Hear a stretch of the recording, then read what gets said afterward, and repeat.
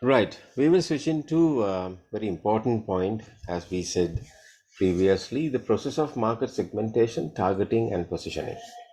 This is absolutely vital topic when it comes to marketing management. You need to segment your consumer. I told you there will be benefit sort or timing of the consumers eat or drink this product or consume. So then likewise, there are many ways to segment. And then you need to know exact target to target, and then you need to position your product. So what is segmentation and targeting and positioning, or STP we call it? So firstly, identify basis for segmentation. What is the methodology of segmenting? Determine important characteristics of each segment. You need to know as to how we are going to segment it. You can't have a blanket promotion or blanket marketing campaign just the way you want. No, you can't do that. If you look at Western province, which Western province region you're targeting? That's an example. Or in that region, how many males, how many females? Second example, how to segment it. In that males, what's the age classification? In that segment, in that male group, what's the occupation classification? Now, to read about these, you can refer to central bank data booklet, which is in the web. You can see so many ways that you can use data to segment your consumer. So segmentation is that you narrow down as to what's the exact target audience that you're going to capture. Once you segment it, you need to target that group, evaluate potential and commercial attractiveness of each segment, select one or more segments. Now, when you want to target, you need to assess that segment and see, is it worthwhile selling this product to this particular target audience? All right. And then you need to evaluate how much sales or how much people will get convinced to buy your product or service. That's targeting. And then you need to position it in the minds of that targeted consumers. Develop detailed product positioning and select segments. Develop marketing mix for each selected segment. Now, you've been given an assignment that's been done by a little kid, a little student at the Innovation Center of SLTC.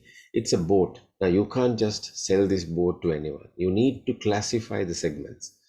Okay, it's kind of industrial selling. It can be that you're going to sell it to the Navy. It can be you're going to sell it to the fisheries people. We don't know. That you need to determine. Then you need to see, okay, if I'm going to sell this to forces, how much money I'm going to get. If I'm going to sell these features to the fisheries, the fishing community, how much money I'm going to get. If you're going to sell this to leisure, how much money I'm going to get. Then select the target and then position it in the minds of the consumer with a marketing mix or a business plan. That is what I'm coming to. So in nutshell, divide marketing into distinct group of customers using segmentation practices. කඩන්න market එක කෑලි වලට. කඩලා බලන්න කොයි segment එකද attract කරන්නේ. Then target. Determine which customer group to focus your marketing effort on. මම අර කිව්වනේ ඒ බෝට්ටුව දාන්නේ Navy එකට විකුණනවද? Forces වලට විකුණනවද? Government එකේ කෑල්ලකට විකුණනවද? එහෙම නැත්නම් අපිට දාන්න පුළුවන් මේක ferry service එකකට විකුණනවද? එහෙම නැත්නම් fisheries community එකට fishing community එකට විකුණනවද? එහෙම නැත්නම් leisure වලට විකුණනවද? So target the right potential segment. Then create product positioning and marketing mix that is mostly likely to appeal to the selected audience. Then you need to create the marketing mix plan or the business plan and put it into the minds of the consumer. 4 types of market segmentation. You can segment the market via geographic, that is region, country size, city size, population density, climate. අපිට geographically කඩන්න පුළුවන් market එකක්. Then demographics, age, gender, family size, family life cycle, income, occupation, education, religion, race, nationality.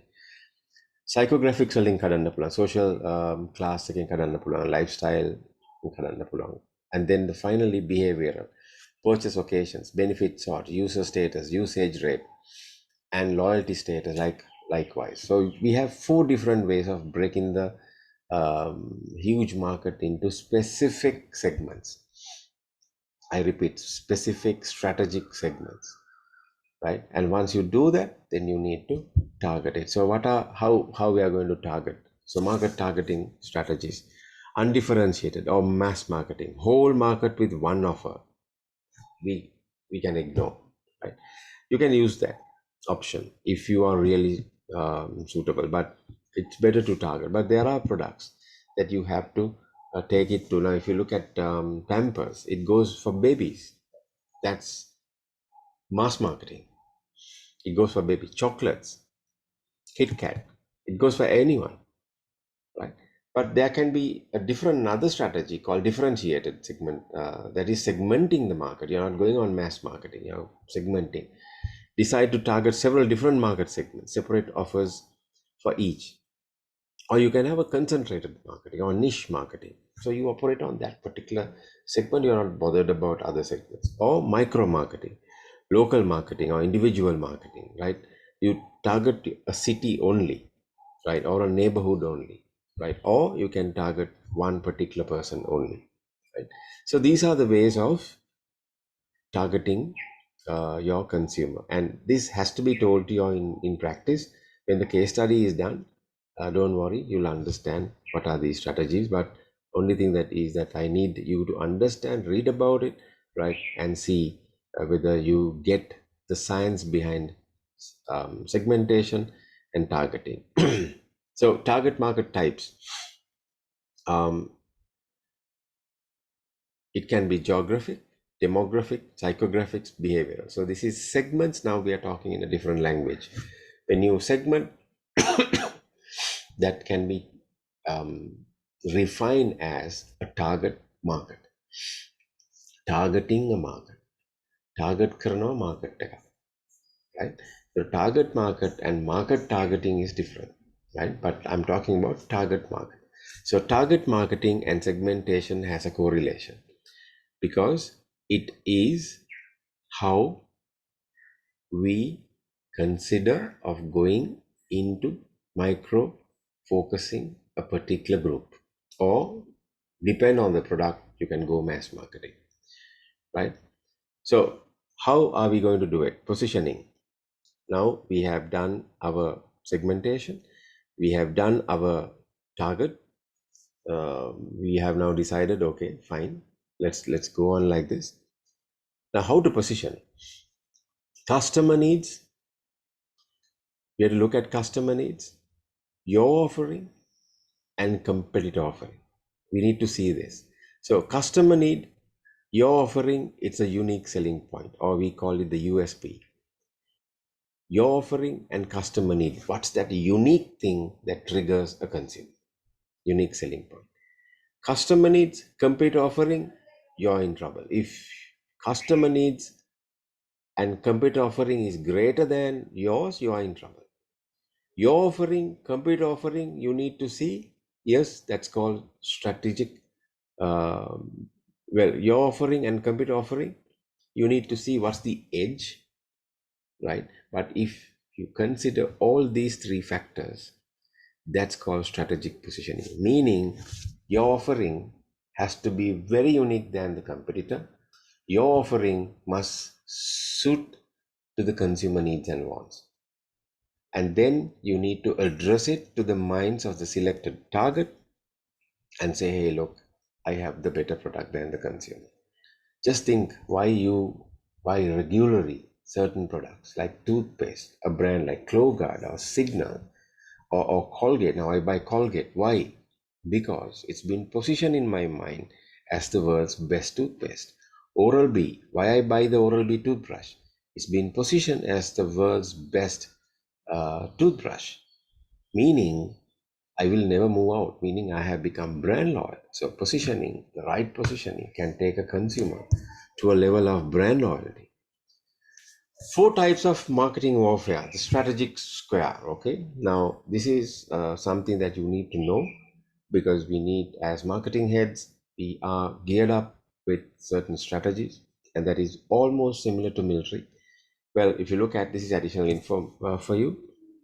Defensive warfare, strategy for market leaders, cannibalize themselves with new ideas, block competitor moves. So that's one way of looking at it.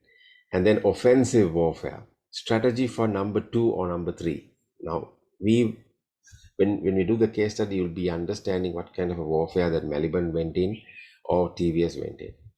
Flanking warfare, strategy for new players, move into an uncontested area, right?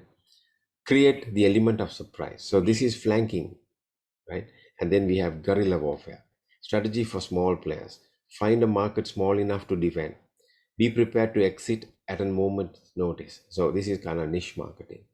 So now we are talking about different strategies. That's happening in the marketplace, in the marketing game plan. Okay, planning, value, process in business. This is very important.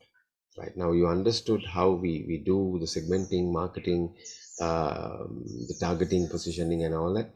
But now, the key thing is planning, value, process in a business. Value creation definition. Value creation is the process of turning labor and resources into something that meets the needs of others. That includes, for example, farmers growing crops, workers building something in the factory, as well as other intangible goods like computer code and creative ideas. Value creation is the process of turning labor and resources into something that meets the needs of others. Right? So you need to create value, right? To buy. Now, if you go to Cargill's, you can see, if you go to the vegetable section, they show a farmer, a local farmer's photograph. They have a campaign that leads saying this is apedya. It comes straight from the farm. So they create value for vegetables saying it's apedya. Apeminisungidya. That's a classic, brilliant example of what Cargill's is doing right now, right? And that's why you go there, because you know it's apedya. Value creation in business definition. From a business perspective, value is created when a company earns a return on capital revenue that exceeds initial capital. See, we forecast a sales for, say, 10,000 rupees, but if you are getting more than 10,000, meaning the demand is increasing, meaning consumers are valuing your product. Very simple. You forecast for a sale of, say, 10,000 rupees, but suddenly you can see consumer is asking, where's this product? I need to buy it. So you get additional info that consumers are now asking for your product, meaning you get additional cash flow. That's value creation, guys. However, most financial analysts insist on broader value creation definition that differs from traditional financial measures. So value creation is in today's world is represented by intangible assets such as brand, ideas, people, innovation. See, without brand development, without idea development, without people development or innovations coming through, you can't create value in a business. What's the big deal for someone to buy your product? What's that thing, what that zing in that person that you create to buy that product? That's value creations. Therefore, when broadly defined, value creation is seen as a better management tool than mere financial measures of business performance, right? Better management tool. Okay, better management tool, remember, than financial measures of business performance, right? Some brands sells a dream. That dream makes you beautiful, right? If you look at most of the brilliant beauty products, the world number one beauty products across the globe, they sell a dream for you, right?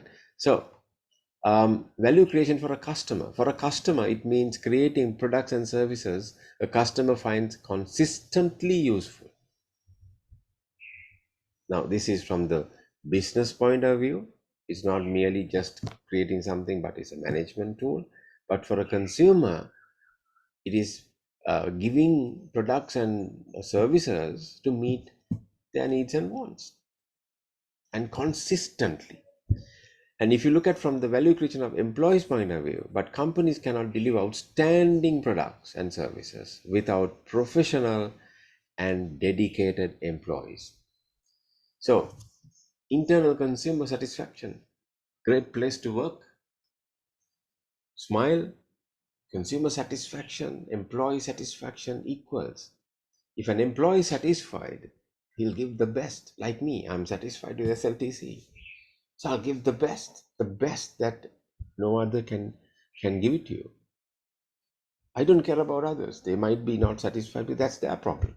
But I'm satisfied as a satisfied consumer, right? Internal consumer. You guys are getting this. Right. So guys, this is theory, but when we do the practicals, you'll understand.